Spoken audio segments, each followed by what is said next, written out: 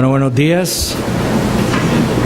Este trimestre, para las visitas, en la clase dominical nosotros estamos estudiando lo que conocemos como la teología federal y estamos viendo nuestro federalismo. Nosotros somos una iglesia bautista reformada, somos una iglesia confesional, es decir, nos adherimos a una confesión de fe histórica, que es la Confesión Bautista de Londres, de 1689.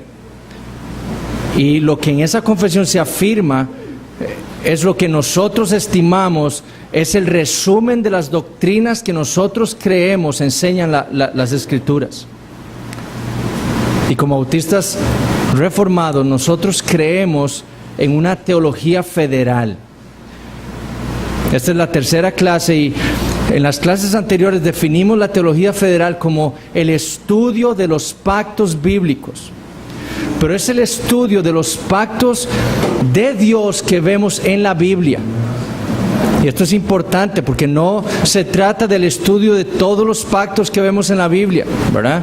O sea, no se trata de estudiar, los pactos de Salomón con el rey Hiram, como vimos en 1 Reyes 5:12. Ni trata del estudio del pacto matrimonial, a pesar de que son pactos, la teología federal no tiene que ver con eso. Sin embargo, el estudio de esos pactos nos ayuda a entender el concepto de pacto. ¿Qué significa un pacto? Para poder entender los pactos divinos.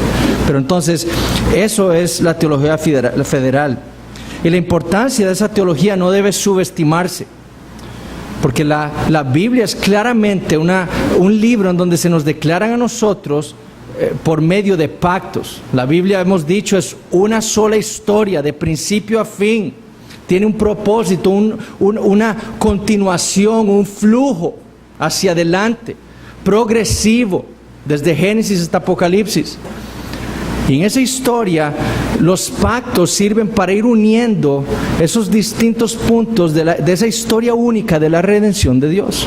Entonces, entender la teología de los pactos para el cristiano es sumamente importante, como vamos a ver. Un pacto es, como definimos la vez pasada, es un arreglo de Dios con los hombres, impuesto soberanamente por Dios. Tiene estipulaciones, tiene sanciones, tiene cosas, ordenanzas para los hombres. Con el fin, el propósito de los pactos divinos es bendecir al hombre. Ahora, John Owen, que era un puritano del siglo XVII, él decía algo muy importante: no todos los pactos divinos deben entenderse bajo esa definición, sino que cada pacto debe verse en su propio contexto. ¿Por qué? Porque nosotros vamos al pacto de Noé, Dios con Noé. ¿Qué estipulaciones habían ahí? ¿Qué sanciones? ¿Verdad? Entonces, pero era un pacto de Dios con Noé. ¿Me explico? Entonces, no todos cumplen bajo esa definición, pero deben entenderse en su propio contexto. Y eso lo vamos a ver cuando veamos específicamente cada pacto. La teología federal, entonces, es la médula de la teología, como decía un predicador del siglo XIX, Carlos Spurgeon. Es lo que le da salud a nuestra teología y es por eso tan importante.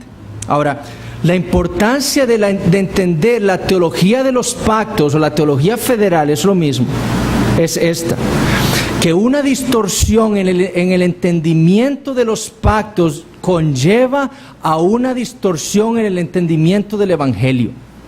Y eso es lo terrible.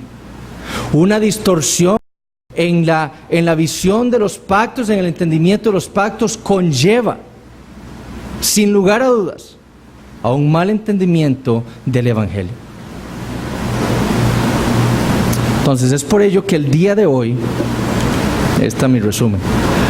Siempre me brinco slides, pero no importa. Hoy es importante esto que vamos a ver, porque para poder entender los pactos, debemos entender los principios hermenéuticos. Esa palabra hermenéutica quiere decir simplemente interpretación, exposición, entendimiento. ¿Ok? Entonces, los principios de interpretación bíblicos fundamentales que nos van a llevar a tener ese entendimiento que queremos, consistente con la Escritura, para poder entender el Evangelio de Jesucristo. Y la inconsistencia en la aplicación de esos principios de interpretación nos va a llevar a nosotros a mal entender o a no entender correctamente la teología de los pactos. Esos principios, estos principios hermenéuticos, son compartidos por todas las iglesias que se denominan reformadas, que se identifican con la Reforma Protestante. Y uno de los mayores logros, como hemos dicho, de la Reforma Protestante, por la gracia de Dios, fue el redescubrimiento de la Biblia. Nosotros ya hemos dicho que en la Edad Media la Biblia había sido escondida de los hombres. Estaba traducida en latín, era predicada en latín, era leída en latín y nadie hablaba latín. Entonces estaba oscurecida, nadie sabía lo que Dios quería para los hombres, y eso por causa de una iglesia falsa. Pero en cierto sentido, los reformadores redescubrieron por la gracia de Dios. Dios en el siglo XVI levantó hombres y antes que lucharon traer la Biblia a todos los hombres, publicándola en su propio idioma, traduciéndola en su propio idioma, para ponerla a disposición de todos los hombres. Y los reformadores lucharon entonces no solo para que las personas tuvieran acceso a la Biblia, todos en su propio idioma, sino también se dedicaron a estudiarla y a enseñar principios de interpretación básicos de la Escritura para que todos los hombres la pudieran entender. Porque la Iglesia Católica Romana decía: nadie puede entender la Biblia, solo nosotros, solo el clero. Ustedes tienen que creer lo que yo le diga y punto. Los reformadores dijeron: no, la Biblia es para todos, es para el hombre común, es para los simples, como dice el Salmo 119, 130. ¿Verdad? Entonces ellos lucharon no solo para llevarle la Biblia a todos los hombres, sino también para enseñar principios de interpretación básicos de la Biblia para que todos, aplicando esos principios de interpretación, la pudieran entender y estudiar. Y fueron esos principios hermenéuticos lo que no solo llevaron a los reformadores a dejar la Iglesia Católica Romana. Ellos estaban ahí. Ellos empezaron a estudiar la Biblia, a aplicar esos principios consistentemente y dijeron: la Iglesia Católica es una iglesia falsa, tenemos que salir de ella. Entonces fueron esos principios lo que llevaron a los reformadores no solo a dejar la Iglesia Católica Romana, sino a redescubrir la teología federal que había sido distorsionada en la Edad Media. Eso lo vamos a ver también la próxima semana. La Iglesia de la Reforma tenía un entendimiento federal como lo tenían todos los cristianos desde antes. A lo largo de la historia nosotros vemos un entendimiento pactual de la Escritura. En la Reforma, en la Edad Media fue distorsionada, y en la Reforma se redescubrió esa teología federal y fue, por así decirlo, se avanzó en un análisis, en un estudio, en un entendimiento más consistente de esos pactos de Dios con los hombres. Y por eso es que en la Reforma se dio un mejor entendimiento del Evangelio de Jesucristo, que había sido ocultado y distorsionado por Roma. Ahora, es claro que no todos los que se denominan o se identifican con la Reforma Protestante tienen el mismo entendimiento federal.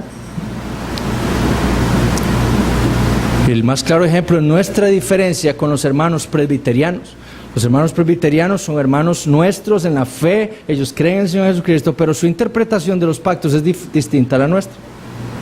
Ahora, nosotros creemos que nuestra interpretación de los pactos es más consistente porque creemos que nosotros aplicamos estos principios que vamos a ver hoy mucho más consistentemente que ellos. Y por eso somos bautistas, ¿verdad? Pero somos reformados. Y esas diferencias entre, por ejemplo, nosotros y los presbiterianos surgen precisamente por eso. Por la aplicación, la manera en que aplicamos estos principios que vamos a ver, estos principios de interpretación. ¿Cuáles son entonces esos principios de interpretación básicos de la Biblia? y que son claves para tener un correcto entendimiento de los pactos de Dios. Primero, la inerrancia y la inspiración de las Escrituras. La inerrancia o la inspiración y la inerrancia de las Escrituras. A pesar de que existen diferentes interpretaciones de ciertos pasajes, ¿cierto? No todos los cristianos interpretamos pasajes de la misma manera. Pero todos los protestantes, todos los evangélicos, todos los cristianos bíblicos, estamos de acuerdo en la inspiración verbal y plenaria de la Biblia. Es decir, que cada palabra aquí, cada conjunción, cada verbo, cada sustantivo que se encuentra en la Biblia salió de la boca de Dios. Ahora, no negamos que Dios usó hombres para escribir la Biblia, para dejarla registrada para su pueblo por la posteridad. Pero cada palabra de aquí no surge de la voluntad humana, del ingenio humano, sino de la mente divina. Eso es lo que creen todos los cristianos. Creemos que tanto el Antiguo Testamento como el Nuevo Testamento fueron plenamente inspirados por Dios. El Antiguo como el Nuevo. Y Dios usó a esos hombres y los guardó de cualquier error para registrar su palabra. Eso es lo que creemos, eso es lo que implica esa doctrina de la inspiración y la inerrancia de las Escrituras. Ahora, eso parece obvio, ¿verdad? Entonces usted dice, ¿Dios inspiró el Antiguo Testamento? Sí. ¿El Nuevo Testamento? Sí. Pero no todos aplican consistentemente ese principio. Existe una doctrina que se llama la teología del nuevo pacto. Y ellos creen que los creyentes no dependen, no están sujetos a los 10 mandamientos. Ellos están sujetos a una nueva ley, a la ley de Cristo, que en su interpretación es una ley distinta a los 10 mandamientos. Entonces ustedes se preguntan, ¿por qué los cristianos no van los domingos a la iglesia? Porque no son consistentes con este principio. Porque si usted es consistente con este principio, usted entiende que Dios inspiró los 10 mandamientos en el Antiguo Testamento. Y Él le dijo a todos los hombres, a toda la humanidad, os acordaréis del día de reposo para santificarlo. Si usted cree eso, que Dios habló eso, que Dios ordenó eso, usted viene el domingo. ¿Por qué no aplican los cristianos? ¿Por qué? Porque son inconsistentes a la hora de entender la Biblia. ¿Ok? Dios inspiró el Antiguo Testamento, Dios inspiró el Nuevo Testamento. Entonces sea consistente con eso y acate lo que Dios dice. ¿Me explico?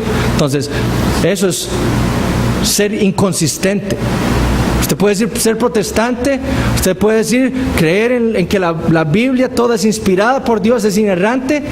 Pero si usted no cumple todo lo que Dios dice en la Biblia, usted entonces es inconsistente.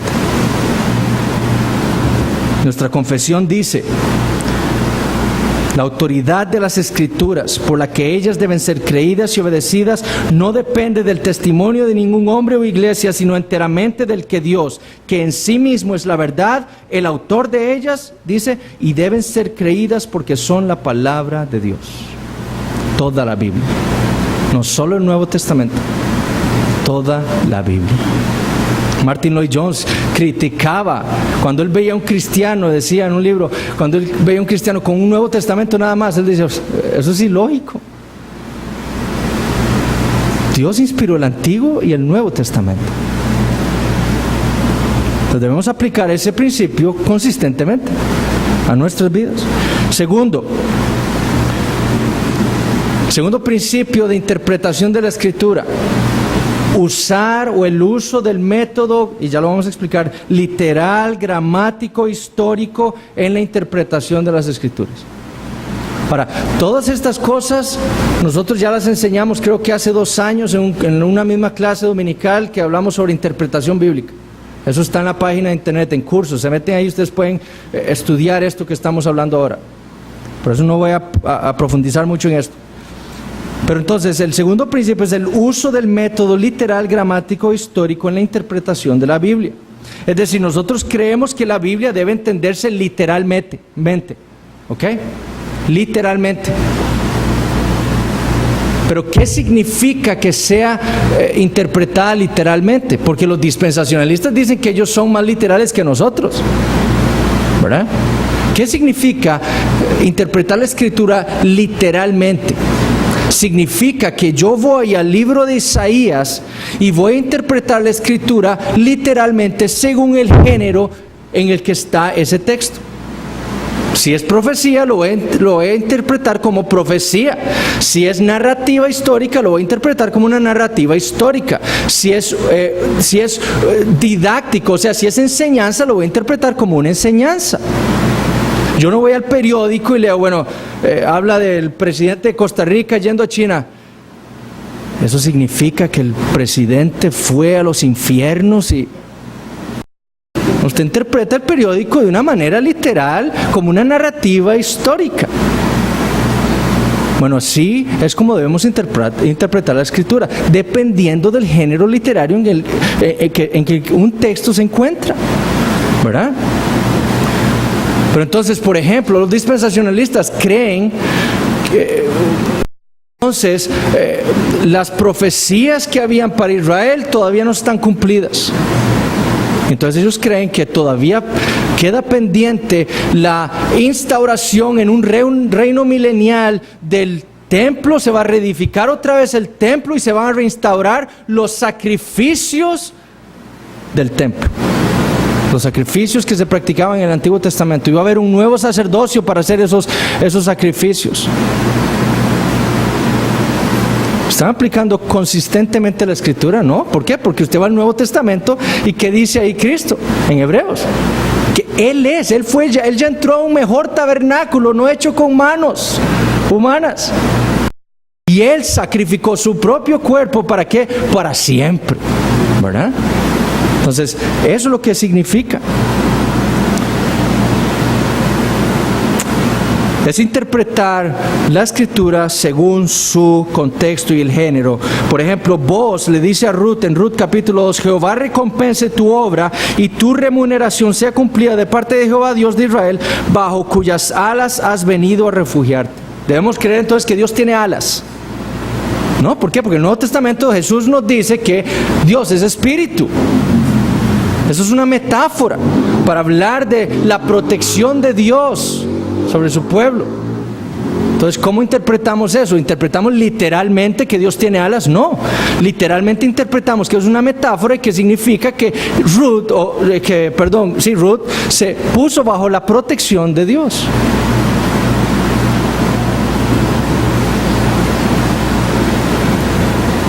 Tercero, la analogía de la fe. ¿Qué significa la analogía de la fe? Esto quiere decir que el intérprete final de un texto bíblico es la Biblia misma. El intérprete final de un texto de la Biblia es la Biblia misma. Esto pone a la Biblia como la autoridad por encima de las tradiciones humanas, de la ciencia, etc. Es que la ciencia dice que la Tierra tiene millones de años. ¿Cuál es el testimonio de la Biblia? Es que la ciencia demuestra que hay una evolución del mono al hombre. ¿Qué dice la Biblia? Es que existe un purgatorio y usted va a 1 Corintios 3 y ahí está el purgatorio. ¿Dónde enseña la Biblia eso? Me explico, la Biblia es la autoridad en la interpretación de ella misma. Si tenemos dudas sobre el correcto entendimiento de un pasaje, debemos buscar en la Biblia si ella habla algo con respecto a ese tema y dejar que ella sea la que interprete ese pasaje o la que interprete ese texto. Y no permitir que nuestras tradiciones humanas guíen nuestra interpretación. Eso es lo que significa la analogía de la fe. Por ello, los bautistas particulares que nos legaron a nosotros nuestra confesión, dice, la regla infalible para interpretar la Biblia es la Biblia misma. Y por tanto, cuando hay dificultad respecto al sentido verdadero y pleno de un pasaje cualquiera, cuyo significado no es múltiple, la Biblia tiene un solo significado, un pasaje de la Biblia tiene un solo significado, no múltiples. Sino uno solo, este se puede buscar y establecer por otros pasajes que hablan con más claridad del asunto. Si usted encuentra un pasaje oscuro en la Escritura, ¿qué tiene que hacer? Ir a la Biblia, buscar donde se hable con más claridad de ese tema y creer lo que ella dice. El error ocurre, por ejemplo, entre los católicos romanos y la falsa doctrina o su falsa doctrina de la justificación. Entonces ellos van a Santiago y dicen, la justificación es por obras. El hombre es justificado por obras. Y en el Concilio de Trento, en el siglo XVI, ellos anatemizaron a todos los protestantes. Todos nosotros, creyendo en la justificación por la fe, somos, según Roma, anatemas, malditos. ¿Qué dice el Concilio de Trento? Si alguien dice que solo por la fe el impío es justificado, queriendo decir que nada más es requerido para cooperar, para obtener la gracia de la justificación, y que no es necesario que él se prepare o disponga por el movimiento de su propia voluntad para ser justificado, sea anatema.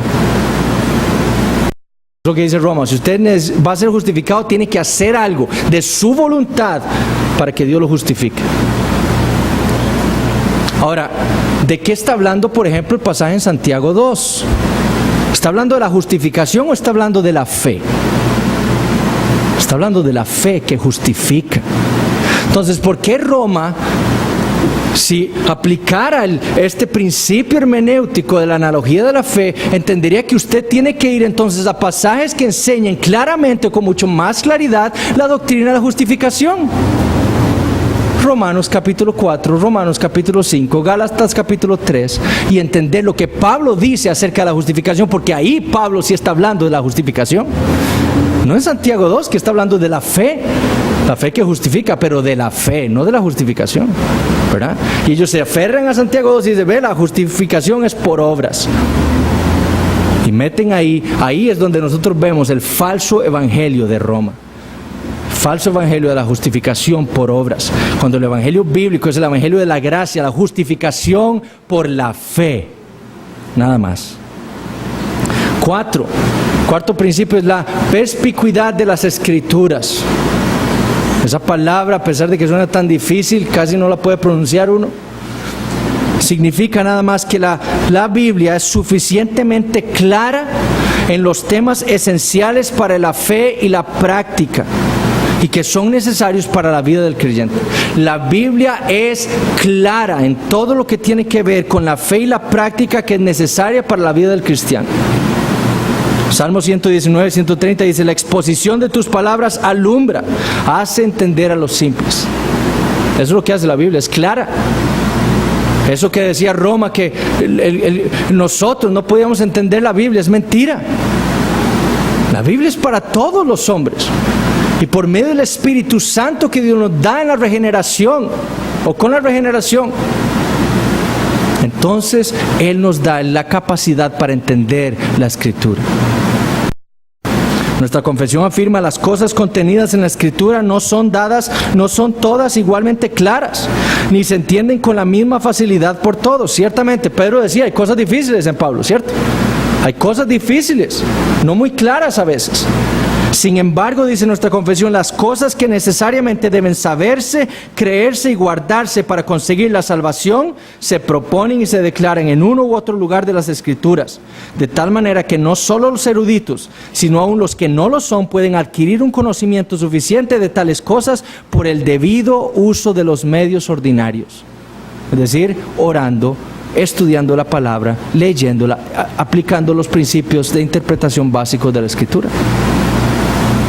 Pero con ese entendimiento de que la Biblia misma dice que ella es clara y hace entender a los simples como nosotros. Quinto, la unidad de las Escrituras.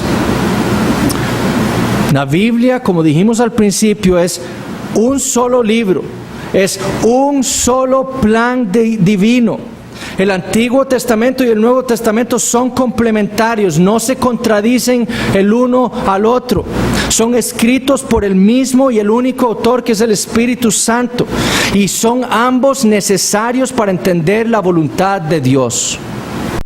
Usted no puede entender el Nuevo Testamento si no entiende el Antiguo Testamento, y usted no puede entender el Antiguo Testamento si no entiende el Nuevo Testamento. Son complementarios, es una unidad. Por lo tanto, usted no puede entender nada si usted separa los testamentos.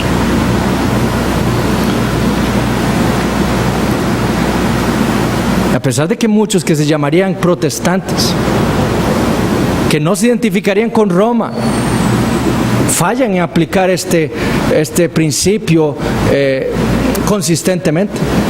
Y ven en la Biblia dos planes de Dios de salvación, uno para Israel y otro para la iglesia, para los gentiles o para la iglesia. Dios desde el principio intentó salvar a Israel. Israel rechazó a su Mesías, aquel que vendría según ellos a imponer el reino terrenal.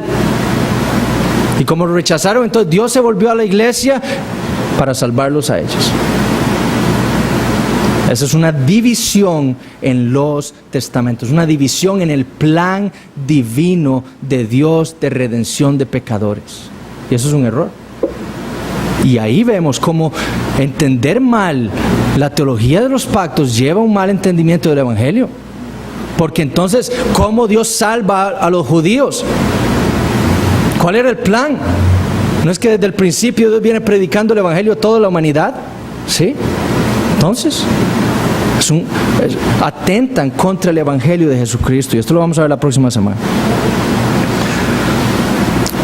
Sexto, la diversidad de las Escrituras. Es decir, a pesar de que la Biblia es una unidad, creemos, como decía Agustín de Hipona en sus escritos contra Pelagio, que era un hereje, que decía que el Nuevo Testamento está velado en el Antiguo y el Antiguo está revelado en el Nuevo. El Nuevo Testamento está velado en el Antiguo y el Antiguo Testamento está revelado en el Nuevo. Es decir, que la interpretación correcta de la Biblia debe ser una de entender la Biblia como la revelación progresiva de Dios. Eso es lo que debemos entender. Dios progresivamente se ha revelado a los hombres. Génesis 3:15, una simiente de la mujer. Abraham, una simiente que vendría de Abraham para bendecir las naciones. David, una simiente que vendría a establecer el reino de Dios para siempre. ¿Hasta quién? Hasta Jesucristo. ¿Ok? Una revelación progresiva de Dios en la historia. Y esa revelación necesitamos entender que hay una distinción en la administración, en el nuevo pacto y el nuevo pacto. ¿Por qué? Porque si no hubiera una diferencia en la administración, en el nuevo pacto y el nuevo pacto, entonces no hubiera sido necesario cambiarlo, ¿verdad? No hubiera sido necesario un nuevo pacto. Pero hubo un cambio. Y eso es necesario entender, que hay una distinción también, ¿verdad? 7. La finalidad y claridad del Nuevo Testamento. Es necesario comprender también que una correcta interpretación de la Biblia implica ver al Nuevo Testamento como la más clara y final revelación de Dios. El Nuevo Testamento es la más clara y final revelación de Dios. Después del Nuevo Testamento, Dios no se ha revelado más a los hombres. Todo lo que Dios ha dicho a los hombres está escrito y registrado en la Biblia. Nada más. Usted no necesita nada más que la Biblia para saber cómo ser perfecto, para saber qué es lo que tiene que hacer. Nada, solo la Biblia. Pero el Nuevo Testamento es la final y más clara revelación de Dios. Y debe ser entendido entonces más claro que el Antiguo Testamento.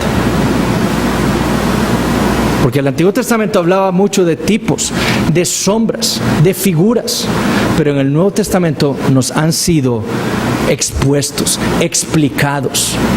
Y por eso debemos entender esa importante distinción en el Nuevo Testamento. 8.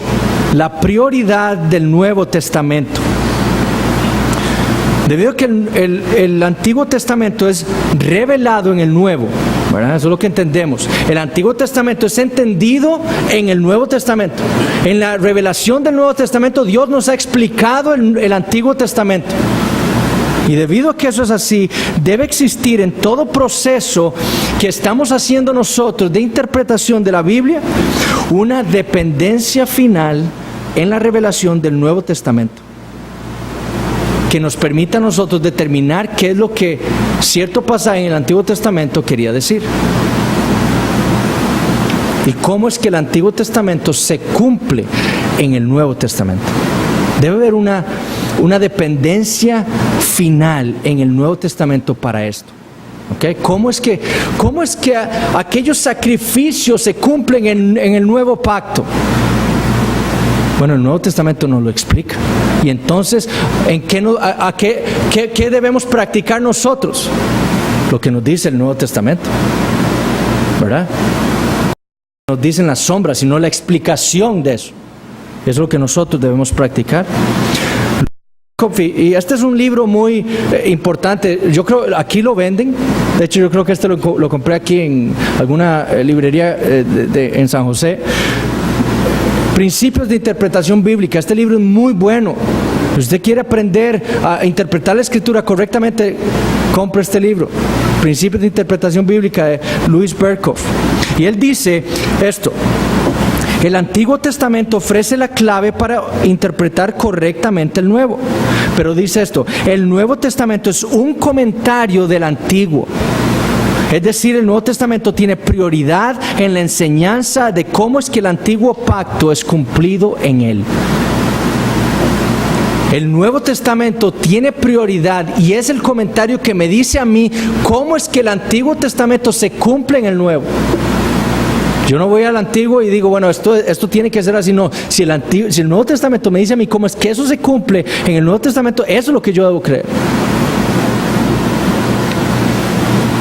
Para los reformadores, este principio excluía que se hiciera del Antiguo Testamento la autoridad final en cuanto a su propia interpretación, ¿verdad?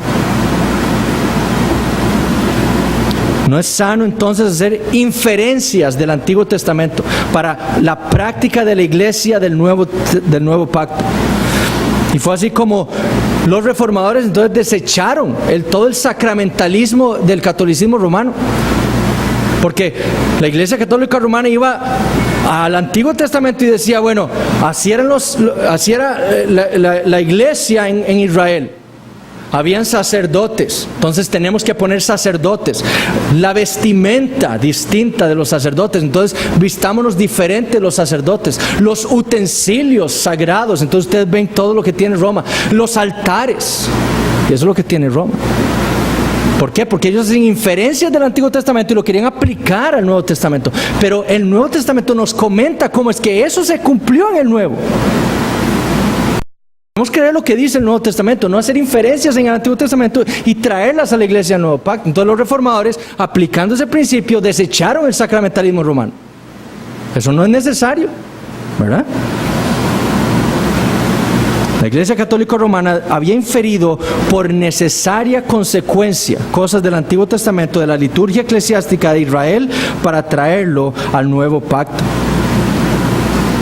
Botner, un reformado, un presbiteriano, dice, hablando de eso, ya que el sacerdocio ocupaba un lugar tan importante en la administración del Antiguo Testamento, en el pensamiento de los judíos, es inconcebible que de haberse debido continuado en la administración del Nuevo Testamento, Dios no haya hecho mención de todo de él.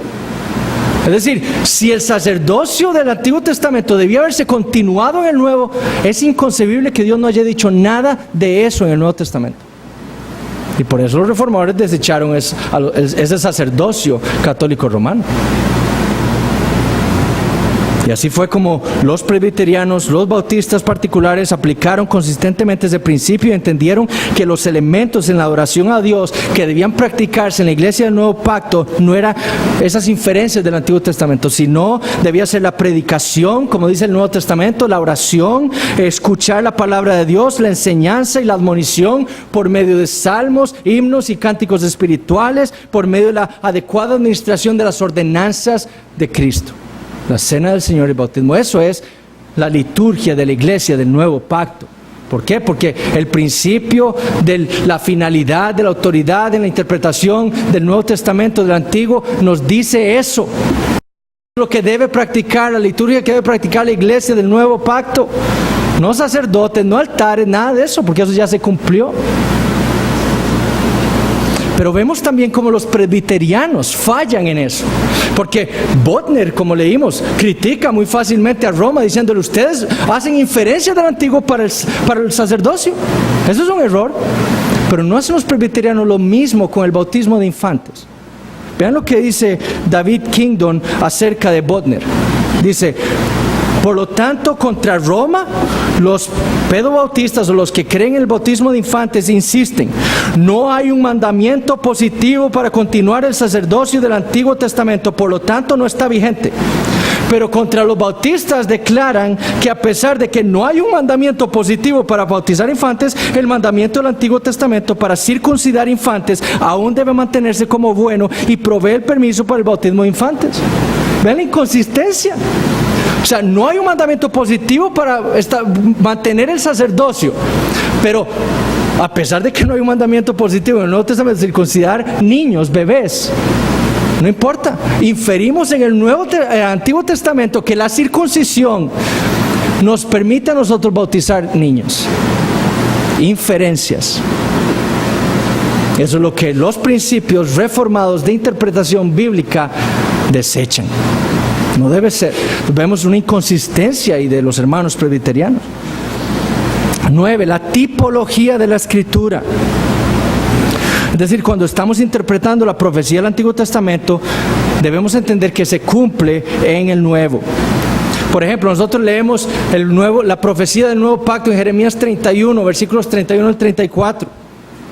He aquí que vienen días, dice Jehová, en los cuales haré nuevo pacto con la casa de Israel y con la casa de Judá, no como el pacto que hice con sus padres el día que tomé su mano para sacarlos de la tierra de Egipto, porque ellos invalidaron mi pacto, aunque fui yo un marido para ellos, dice Jehová. Pero este es el pacto que haré con la casa de Israel después de aquellos días, dice Jehová. Daré mi ley en su mente y la escribiré en su corazón, y yo seré a ellos por Dios, y ellos me serán por pueblo. Y no enseñará más ninguno a su prójimo ni ninguno a su hermano, diciendo: conoce a Jehová, porque todos me conocerán, desde el más pequeño de ellos hasta el más grande, dice Jehová, porque perdonaré la maldad de ellos y no me acordaré más de su pecado.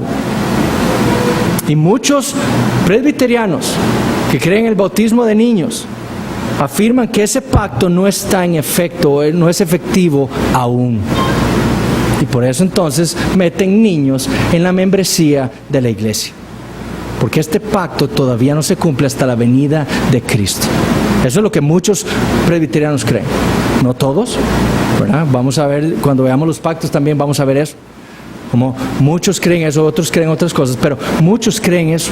El nuevo pacto no está puesto en efecto hoy, completamente. Entonces eso les da a ellos la autoridad, según ellos, para meter niños a la membresía de la iglesia.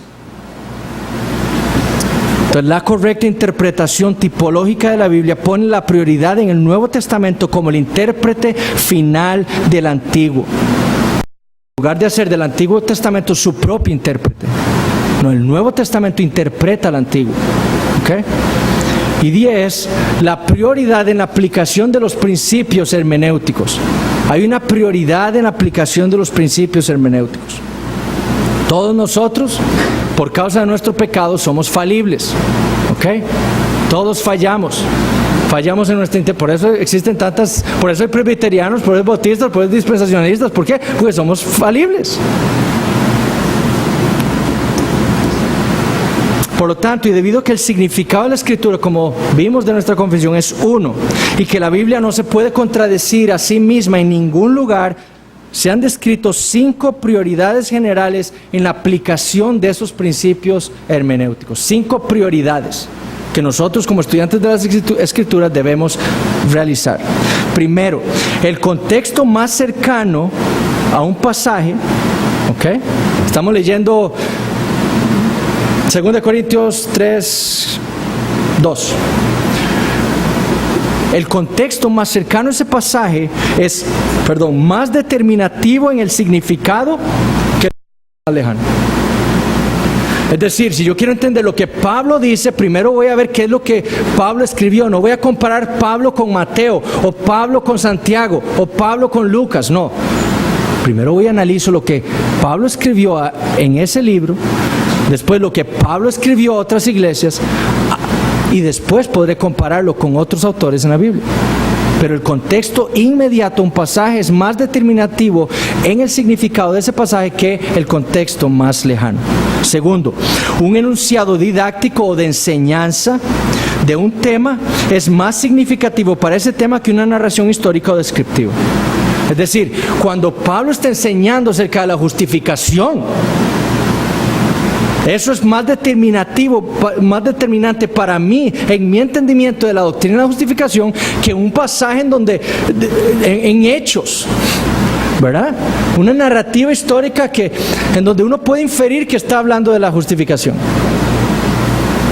No, yo voy al pasaje que me enseña acerca de la justificación, un pasaje didáctico, de enseñanza, antes que ir a un pasaje en donde nada más está narrando un hecho histórico, ¿ok? Por ejemplo, yo he tenido familiares un familiar que me ha dicho esto: el hombre debe tener muchas esposas. Jacob tenía muchas esposas. ¿Debo inferir yo que para el cristiano es permitido, o para cualquier hombre es permitido tener múltiples esposas? Porque una narrativa histórica me dice a mí que Jacob tuvo varias esposas. No, porque el pasaje didáctico del matrimonio, enseñando sobre el matrimonio, dice que el hombre fue creado para una mujer. Ambos fueron unidos en una sola carne. Un hombre, una sola mujer. Entonces, para determinar qué es permitido para mí en el matrimonio, yo voy a un pasaje que enseña sobre el matrimonio, no una narrativa histórica. ¿Entienden ese? Ok. Si no entienden, me dicen. Tercero, una enseñanza explícita es más significativa que las supuestas implicaciones de un texto, ¿verdad? Esto, bueno, entonces tengo que ir a otro pasaje que implica algo, ¿verdad? No, yo voy a obedecer aquello que se me dice explícitamente, y no voy a empezar a crear doctrinas de cosas que se dicen tal vez implícitamente, ¿ok? Los pasajes literales son más determinantes que los simbólicos, obviamente, ¿verdad? Pasaje literal es más determinante para mi entendimiento que el pasaje simbólico. Y los pasajes bíblicos más recientes reflejan una revelación más completa que los más antiguos. El Nuevo Testamento, Antiguo Testamento. El Nuevo Testamento es más reciente y por lo tanto es una revelación más completa de Dios, ¿ok?, que el Antiguo Testamento. Y eso pone la prioridad sobre el Nuevo en la interpretación del Antiguo. Ahora, nada más rapidísimamente, quiero ver un ejemplo de inconsistencia entre los presbiterianos y los bautistas.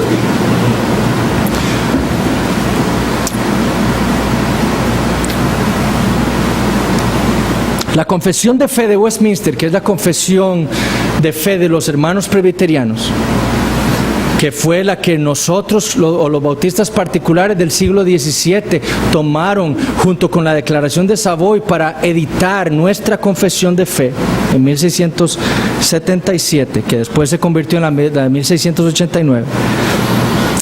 La confesión de fe de Westminster dice en el capítulo 1, párrafo 6, lo siguiente: el consejo completo de Dios tocante a todas las cosas necesarias para su propia gloria y para la salvación, fe y vida del hombre está expresamente expuesto en las Escrituras. Y vean esto: o se puede deducir de ellas por buena y necesaria consecuencia revelación de su voluntad, nada de añadirse ni por nuevas revelaciones del Espíritu, ni por las tradiciones de los hombres. Con el fin de sustentar el bautismo de infantes, ellos se sujetan a esa buena y necesaria consecuencia, o esa deducción por buena y necesaria consecuencia del Antiguo Testamento para meter cosas en la iglesia del Nuevo Pacto. Y están violando ahí el principio que establece que el Nuevo Testamento es la más clara y final revelación de Dios. Y es el que determina el significado, el cumplimiento del Antiguo Testamento. Vean lo que dice Benjamin Warfield, que es un teólogo, un gran teólogo presbiteriano. En uno de sus libros dice, con respecto al bautismo de infantes: si tal garantía como esta fuera necesaria para justificar el uso que debemos tener, deberíamos dejarla incompletamente justificada, el bautismo de infantes. Pero la carencia de este expreso mandamiento es algo tan lejano para prohibir el rito, o sea, la prohibición explícita en el Nuevo Testamento de que no se deben bautizar niños, es tan lejano para prohibir el rito. Y si la continuidad de la iglesia a lo largo de los siglos puede ser hecha buena, la orden para el bautismo de infantes no debe ser buscado en el Nuevo Testamento, sino en el Antiguo Testamento, cuando la iglesia fue instituida. Y nada menos que una prohibición real de esto en el Nuevo Testamento nos obligaría a omitirlo ahora. Su autoridad es el Antiguo Testamento y no el Nuevo. ¿Cómo así? ¿Pero qué dicen los principios de la reforma de interpretación de la Biblia? Ahí notamos una clara inconsistencia. ¿Por qué entonces no pone sacerdotes? No es una inferencia igual. Están infiriendo del Antiguo Testamento. Fue por eso que los bautistas particulares entendieron que eso era un error, esa frase.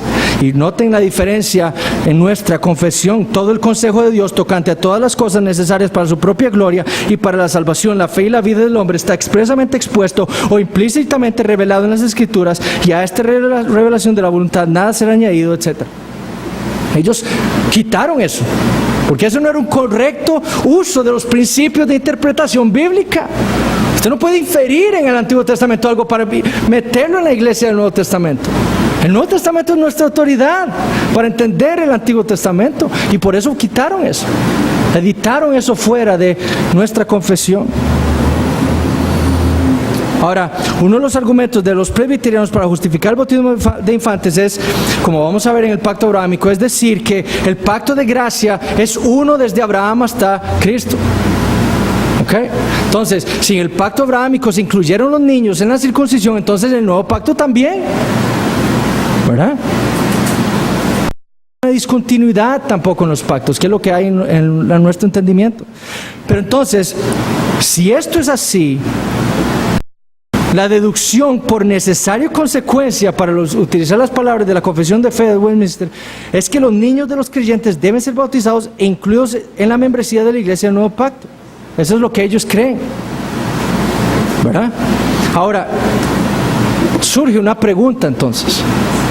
En Éxodo 12:24 dice Dios a Israel con respecto a la Pascua: por estatuto para vosotros debe ser observada, y para vuestros hijos para siempre.